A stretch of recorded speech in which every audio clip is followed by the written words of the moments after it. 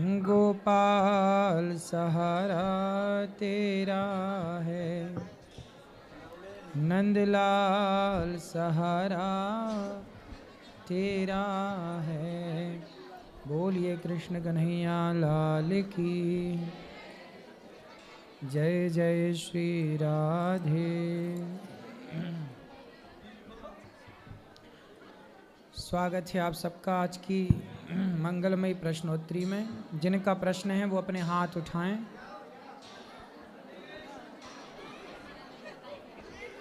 खड़े हो जाओ। राधे राधे गुरुजी। राधे राधे गुरुजी। गुरुजी, स्त्री और पुरुष का अधिक सुंदर होना सही है या गलत है? माइक थोड़ा दूर करके बोलो। अब बोलो। गुरुजी, स्त्री और पुरुष का अधिक सुंदर होना सही है या गलत है? आपको क्या दिक्कत है सुंदरता से? सर, मुझे तो कोई दिक्कत नहीं है, पर जो स्त्री या पुरुष अधिक सुंदर होते हैं उनके तलाक के मामला सर बहुत ज्यादा हो रहे हैं। तलाक? हाँ जी। ऐसा आपने स्टडी की? नहीं, स्टडी नहीं की सर, मैं देख रहा हूँ सर। कैसा? सर, समाज में देखते हैं शादी साल भी नहीं टिकती, तलाक बहुत ज्यादा होते हैं। तो जो ज्यादा सुंदर होती हैं उनके? उनके बहुत ज्यादा होते हैं सर। और जो सुंदर नहीं होती? उनके सर बहुत कम। अच्छा, क्यों ये बात सही है जो कह रहे हैं? हैं? ये तो मना कर रहे हैं। सर, ये आपके सामने मना कर रहे हैं। अच्छा, ज्यादा सुंदर होने से तलाक क्यों हो रहे हैं? क्या कारण है आप बताओ। ऐसा आपको क्यों लगा ऐसा? सर, आजकल जो चल रहा, एक लड़की अधिक अधिक बॉयफ्रेंड वगैरह रखती है, तो वो जैसे कि अब शादी नहीं हुई, वो एक या दो बॉयफ्रेंड लगती है, शादी के बाद भी उसका एक पति की तरफ मन नहीं टिकता, वो अलग अलग सोचती है कि अब साल इसके साथ साल उसके साथ। वैरायटियां ढूंढती रहती है। हाँ जी सर। ठीक कह रहे हो आप। जो स्त्री या जो पुरुष विवाह के पहले 17 जगह मुंह मार चुका होगा या मार चुकी होगी, वो एक के साथ कैसे टिकेगी या टिकेगा? हाँ जी गुरुजी।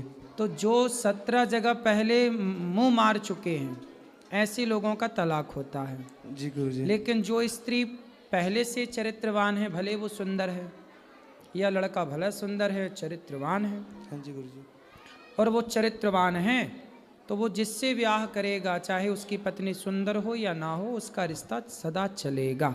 चरित्र से रिश्ते चलते हैं। जी गुरुजी। आजकल तलाक होने की सबसे बड़ी वजह क्या है? 2 कारण हैं सबसे बड़े। पहला कारण है कि पति पत्नी में सहनशीलता बिल्कुल नहीं है, पहला। दूसरा ये है कि अपनी पत्नी और अपने पति से वो दोनों संतुष्ट नहीं हैं। पराये मर्द या पराई स्त्री में भी मन लगा है। अधिकांश केस ये है कि पराई औरत पराई पुरुष के कारण तलाक होते हैं। दूसरा ये है कि सहनशीलता नहीं है, पति ने कुछ कहा, पत्नी को बुरा लगा, सीधे मायके जरा सह नहीं पाती। पत्नी ने कुछ कहा, पति को बुरा लगा, सीधा झगड़ा। सहनशीलता हो और चरित्रवान हो तो सारी जिंदगी रिश्ते निभते हैं। पहले के लोग क्यों निभा लेते थे रिश्ते? क्योंकि दोनों बातें थी, चरित्रवान भी था पहले का आदमी और सहनशील भी था, तो लंबा रिश्ता चलता था। हाँ जी गुरुजी। आज दोनों की कमी है, इसलिए रिश्ते टूटते हैं। गुरुजी, मेरा एक प्रश्न हो रहा है आपसे, क्या खाटू श्याम ही कलयुग में श्री कृष्ण भगवान जी है? जब खाटू श्याम बरबरीक जी हैं, जब भगवान गए महाभारत में और महाभारत में बरबरीक का सिर काटा, जी गुरुजी, तो बाद में भगवान ने कहा बरबरीक को कि भाई आप खाटू में रहना, हमारा नाम तुम हमारे नाम से जाने जाओगे। तो अपना नाम दे दिया श्याम, तो खाटू श्याम हो गए। भगवान श्री कृष्ण के एक भक्त हैं बरबरीक जी, जो भगवान के हाथों से ही मरना चाहते थे। तो वह एक भक्त हैं, परंतु भगवान ने कहा कि तुम भक्तों की पुकार सुनते रहना। तो भगवान की आज्ञा से ही वो वहाँ विराजे हैं और भगवान ने अपनी शक्ति देकर, अपना नाम देकर वहाँ उन्हें स्थापित किया है। जी गुरुजी। राधे राधे गुरुजी। राधे राधे। राधे राधे जी। गुरुजी सबसे पहले आपको धन्यवाद। माइक पास में लो आप। सबसे पहले धन्यवाद। और पास में, हाँ जी। जो आप समाज के लिए ऐसा काम कर रहे हैं, जो हमको प्रेरणा मिल रही है उसके लिए। तो ये जो आपकी सोच है वो कभी मैं भी सोचता था कि समाज के लिए कुछ करना चाहिए। तो आपसे प्रेरित होकर मैं भी भविष्य में कुछ ना कुछ करूँगा। और दूसरा गुरुजी, उपवास को लेके मेरा क्वेश्चन है, क्योंकि आज के समय में लोगों ने उपवास को उपहास बना दिया है। जो उसका मूल मंत्र है उपवास का, उससे हटकर लोग मतलब फरियाल 3 से 4 बार लेना, चाय लेना, स्मोकिंग, और ऐसे महान लोगों से मैं मिला हूँ जो नवरात्रि में 9 दिन का उपवास करने के बाद 10वें दिन, दशहरे वाले दिन, मांस, मदिरा और ये सेवन करते हैं।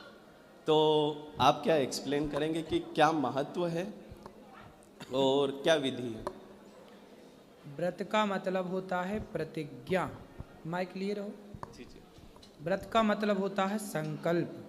आज से मैं व्रत लेता हूँ कि कभी किसी का दिल नहीं दुखाऊंगा। आज से मैं व्रत लेता हूँ कि सबकी सेवा करूँगा। आज से मैं व्रत लेता हूँ कि दीन दुखियों को पेट भर भोजन कराऊँगा।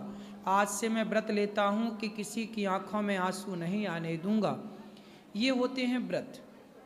आज से मैं व्रत लेता हूँ कि अपनी माँ की सदा सेवा करूँगा, अपने पिता की सदा सेवा करूँगा, अपनी पत्नी का सदा ख्याल रखूँगा। आज से मैं व्रत लेता हूँ कि मैं अपने बच्चों को बढ़िया संस्कारी बनाऊँगा। ऐसे व्रत तो समाज में कोई नहीं ले रहा है। व्रत का नाम मतलब भूखा। आज हम कुछ नहीं खाए, हमारा व्रत है। क्या नहीं खाए? रोटी नहीं खाए, चावल नहीं खाए, लेकिन हमने फलाहारी नमकीन खूब खाई है, फलाहारी सिंघाड़ा खूब खाए, पेट भर। उस दिन ज़्यादा खाते हैं, उस दिन कांख के खाते, बस बस बस बस, अब नहीं उठा जा रहा, खूब खाओ। रोटी छोड़ने से भगवान मिलते तो आदमी भूखा मरता काहे, भगवान को ना पा जाता। छोड़ना ही है व्रत के दिन तो रोटी नमक काहे छोड़ना। झूठ कपट छोड़ दो, निंदा चुगली छोड़ दो, छल कपट छोड़ दो, अपने भीतर की बुराइयां छोड़ दो। रोटी काहे छोड़ते हो? जिस दिन तुम व्रत रखते हो ना, उस दिन ज़्यादा खर्चा होता है खाने में। इससे अच्छा तुम रोटी खाते। क्यों बताओ? सिंघाड़े का आटा ज़्यादा महंगा है कि गेहूं का आटा? सिंघाड़े का आटा खूब खाते हैं, पूड़ी बना बना के। साबूदाना की खीर बनाएंगी मैया, कहीं कुछ बनाएंगी, गाजर का हलवा बनाई जा रही है, और महंगा खाते हैं। फल खाना अच्छा है, सिंघाड़े का आटा खाना बुरा नहीं, खाना पीना तो नेचुरल खाओ, लेकिन छोड़ना है तो बुराइयां छोड़ो। अब व्रत रखने वाला उस दिन रोटी छोड़ देता है, चावल छोड़ देता है। पूछो क्या तुमने आज झूठ बोलना छोड़ा, छल करना छोड़ा, चुगली करनी छोड़ी, गलत विचार मन में लाना छोड़ा? कुछ नहीं छूटा। और व्रत हैं, इसलिए तो कुछ फर्क नहीं पड़ रहा है, सब चल रहा है, दूध दही सब सही। अब क्या है?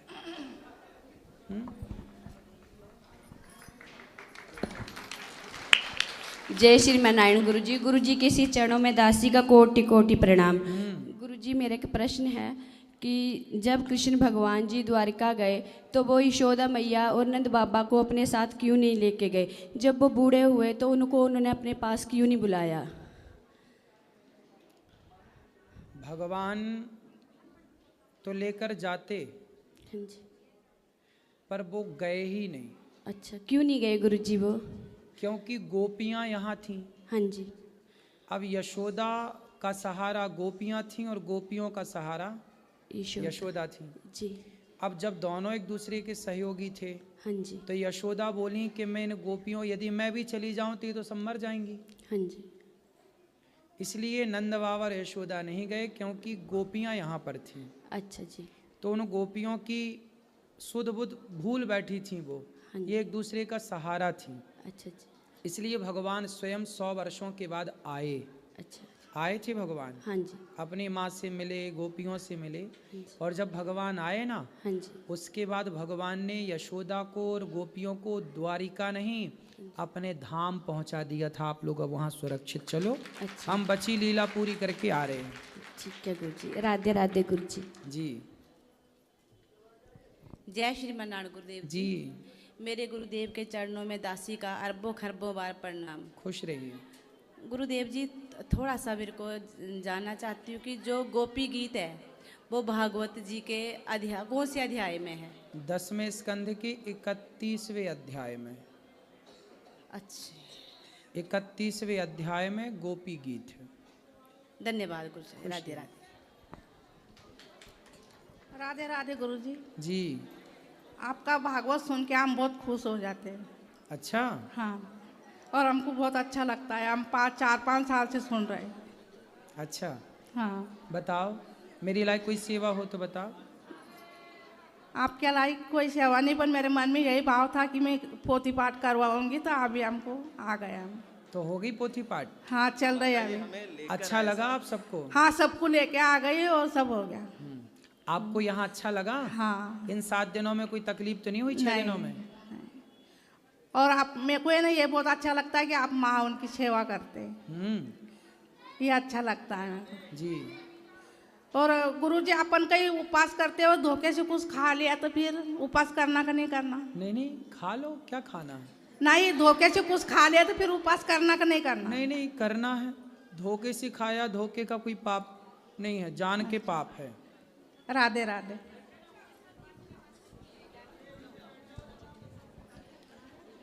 गुरुजी, आपके चरणों में इस दास का प्रणाम। खुश रहिए। आप भजन जब गाते हैं गुरुजी, ऐसा लगता है जैसे कोई सरस्वती माता आपकी जुबान पे बैठ गई हो और कृष्ण कन्हैया बन जाते हैं आप इतने प्रजा के लिए इतना सोचते हैं, इतना काम करते हैं। दुनिया एक कदम चलती है, आप 11 कदम चलते हैं एक साथ, इतनी फास्ट चलते हैं। लोगों की सेवा करते हैं, लोगों को जागृत करते हैं। और मैंने तो धरती पे ऐसा कोई ज्ञानी इंसान नहीं देखा जिसकी 293 माताएं हो। तो वो इंसान तो नहीं हो सकता, ये तो कोई प्रभु का चमत्कार है। आपके चेहरे का तेज देखो, घुंघरू बाल देखो, ऐसा लगता है जैसे कोई कृष्ण कन्हैया आपके रूप में सेवा करने आए जनता की। हम सब भगवान के दास हैं, दास बन के ही सेवा करते हैं। हम सब भगवान के दास हैं। जैसे आप हैं ऐसी हम हैं। आप भी वृंदावन आए, आपने भी सेवा की। हम सब थोड़ा थोड़ा सेवा करते हैं ना, तो इतनी बड़ी सेवा हो जाती है। अब लोगों से तो एक माँ नहीं संभलती। देखो आप 2 बेटियां एक माँ को छोड़ने आ रही है। जी। तो ये कलयुग नहीं है तो और क्या है? बिल्कुल। आप 293 माताओं की सेवा कर रहे हैं, चरण दबा रहे हैं, आरती कर रहे हैं, फूलों से उनका स्वागत कर रहे हैं। तो ये एक इंसान तो नहीं कर सकता।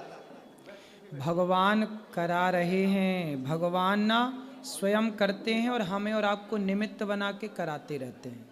प्रजा की सेवा करना, भोजन प्रसादी कराना, जगह जगह एक दिन में 2-2 कथाएं करना, 3 घंटे यहाँ 3 घंटे वहाँ। मैं बहुत कथाएं सुनता हूँ गुरुजी आपकी। जी। और अभी 11-12 दिन 15 दिन ही हुए होंगे लड्डू भगवान जी को बिठाने के लिए। मैं तो भोलेनाथ का भगत था। मैंने उनसे कहा कि मैं इनकी सेवा करना चाहता हूँ। आपने मुझे 25-30 साल अपने चरणों में रखा, मैंने कहा इनको दे दो आप अब। तो 15 दिन पहले इनको लड्डू भगवान जी को लेके आया, तो एकदम इन्होंने भाव बनाया कि चलो गुरुजी के यहाँ चलते हैं। इनकी और मेरी टिकट करा दी मैंने। बिल्कुल। शाम होते होते इनका मूड ही नहीं था कि मैं तो नहीं जाऊंगी, थकी हुई हूँ बहुत। तो इनका मूड भी बन गया जी। तो इन्होंने कहा कि भाई लड्डू भगवान जी को अपन घर ही रख देते हैं, क्योंकि गुरुजी कहते हैं इनको जगह जगह ले जाने से पाप पड़ता है। तो इसने कहा, मैंने इनकी बात मान ली। मैंने कहा चलो। 10 मिनट बाद इनकी तैयारी पूरी, सूटकेस तैयार, चलने का टाइम है खाली कार में। इन्होंने कहा मेरे तो हाथ पैर दर्द कर रहे हैं, जी घबरा रहा है, पता नहीं क्या हो रहा है, मैं नहीं जा रही, आप चले जाओ। फिर मैंने कहा मैं भी नहीं जाऊँ, तुम्हारे बगैर क्या मन लगेगा वहाँ। फिर 10 मिनट बाद कोई लेडीज आई, उसने कहा कि अंकल जी आपको ले जा रहे हैं तो चले जाओ आप। भाई मैं लड्डू भगवान जी के लिए मना कर रही हूँ। उन्होंने कहा इनको साथ में ले जाओ, ये जाना चाहते हैं, जब तो इनका मूड बनाया अंकल जी का।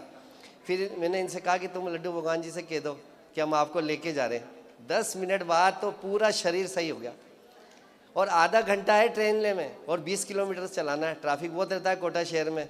मैंने इतनी फास्ट गाड़ी चलाई, तो भी मैंने कहा कोटा से चलती है कोटा पटना, और 1 मिनट भी लेट नहीं होती। मैंने इनसे कहा आज तो 15 मिनट लेट कर दो गाड़ी आप, नहीं तो मेरी गाड़ी छूट जाएगी।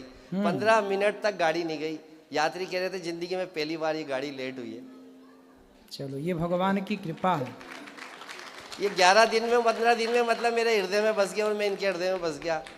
और मैंने इनसे कहा कि मैंने कहा गुरु दक्षिणा लेना चाहता हूँ मैं उनसे। मैंने भोलेनाथ को अपना गुरु बना रखा है, पार्वती मैया जी को बस सुंदर। उनको बना रखा है, इतने सालों से बना रखा है मैंने उनसे कहा मुझे बोलता हुआ गुरु चाहिए।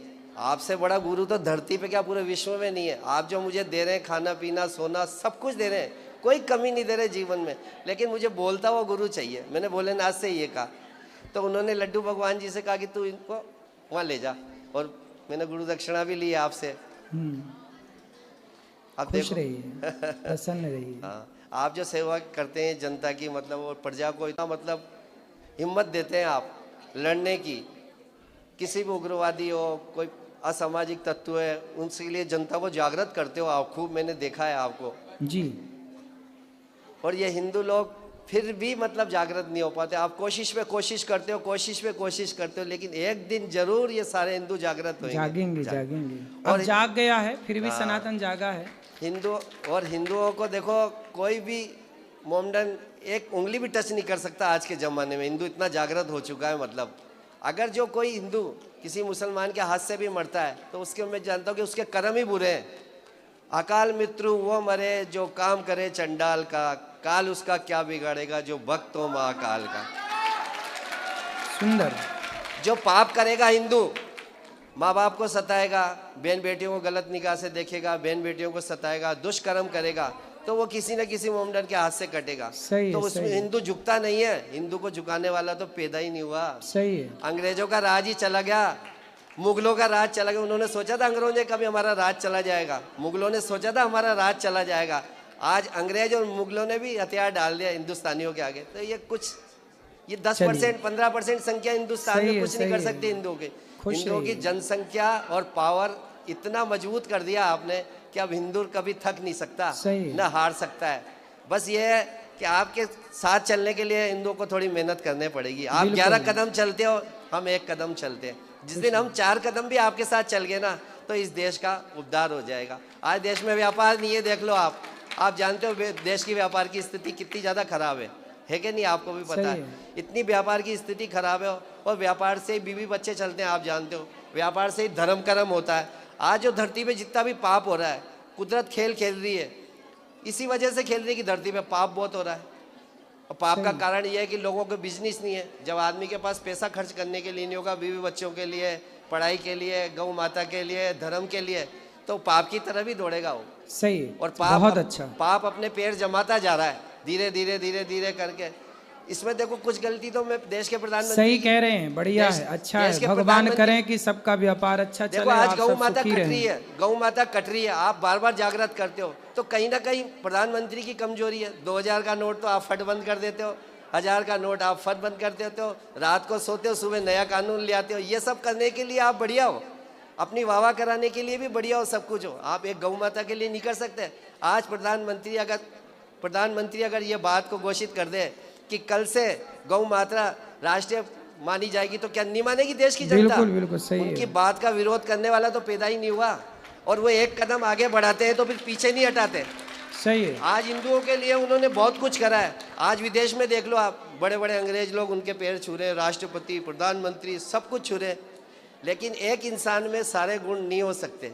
लेकिन कम से कम आप गुरु की वाणी से, लोगों की जनता से सुन रहे हो कि प्रजा इतनी परेशान है, अरे तो कुछ तो करो जनता के लिए। व्यापार लाओ, महंगाई का स्तर गिराओ, गौ माता के लिए सोचो, बहन बेटियों के लिए सोचो। आज बहन बेटियों को देख लो, आप छोटे छोटे बच्चियों के साथ कितना दुष्कर्म हो रहा है। अगर प्रधानमंत्री चाहे तो कोई सख्त कानून नहीं बना सकता क्या? सब कुछ बना सकता है। सही है। क्या नहीं कर सकता? बिल्कुल आपकी बात पहुंचेगी। अब सबको थोड़ा थोड़ा अवसर दीजिए। बहुत सुंदर, सही कहा आपने, सही। राधे राधे गुरुजी, आपके चरणों में मेरा सत सत नमन स्वीकार हो। जी जी जी। मैं भृगु क्षेत्र बलिया से आई हूँ और बहुत मेरा सौभाग्य है कि आपका दर्शन हुआ। बहुत दिन 5 साल से मैं तरस रही थी आपकी दर्शन के लिए।